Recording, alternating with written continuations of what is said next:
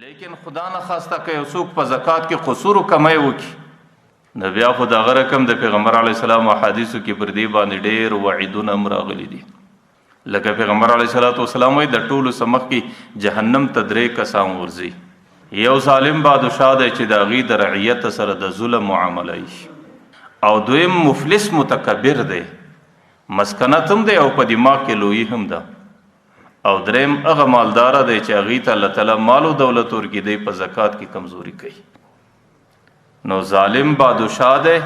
او مفلس متکبر دی او هغه مالدار چې هغې په زکات کې کمزوري کوي. پیغمبر علیه السلام وایي د قیامت میدان کې جهنم ته د ټولو سمخ کې دا 3 کسان ورسي. حضرت عبدالله بن مسعود رضی الله عنه روایت را نقل کی الله تعالی موږ ته د لمانځو د زکات یو ځای امر کړی دی، اقیموا الصلاة وآتوا الزکات، لمونځ به کوئ او زکات به ورکوئ. لیکن د دې سره سره الله تعالی دا امر هم راته کړی دی چې کم چا په زکات کې کمزوري وکړه د هغې لمونځ هم نه دی قبول. بیا که لمونځ سړی په بیت الله کې کوي، بیا که لمونځ سړی په مسجد اقصی کې کوي، بیا که لمونځ سړی په ریاض الجنه کې کوي، که لمونځ په هر څنګه بهترین عبادت خانه کې کوي، چې کم سړی په زکات کې کمزوري کوي او په زکات کې حیلې ګوري بانې ګوري او د زکات د ورکولو څخه په قسمه قسم بانو باندې ځان خلاصوي، نو د هغې لمونځ په هیڅ شکل الله تعالی ته قبول نه دی. او چې کم څوک زکات نه ادا کوي، چې په کم قوم کې زکات نه ادا کیږي،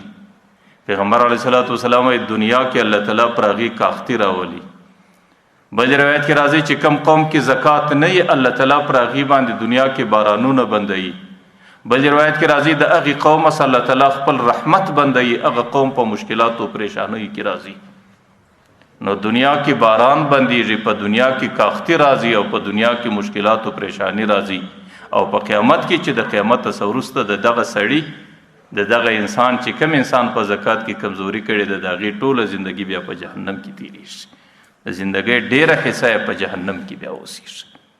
او دغه رقم پیغمبر علیه السلام چې کم سړی د مال زکات د زکات پیسې او مال د خپل مال سره یو ځای کی، الله تعالی د مال هم هلاکوي. محدثینو د دې 2 ترجمې لیکلي دي. یو معنا د دې دا ده چې تا ته الله تعالی مال درکړی دی او ته زکات ورکوونکی انسان یې، لیکن په زکات کې حیلې او بانې ګورې او زکات په مختلفو غرضو سره او زکات کې مختلفې ګټې ځان له اخلي، نو بیا خو ته زکات په ښه طریقه نه ادا کوې او د زکات مال داسې دی لکه د خپل مال سره چې راګرځئ، نو الله تعالی به ستا پر مال باندې هلاکت مسلط کړي. او دویمه ترجمه د دې دا ده تا ته الله تعالی مال درکړی دی، لیکن تا هغه مال پټ پټ کوې او خلکو ته د زکات مستحق ځان ښکاره کوې، د زکات مستحق نه یې، د زکات مصرف نه یې،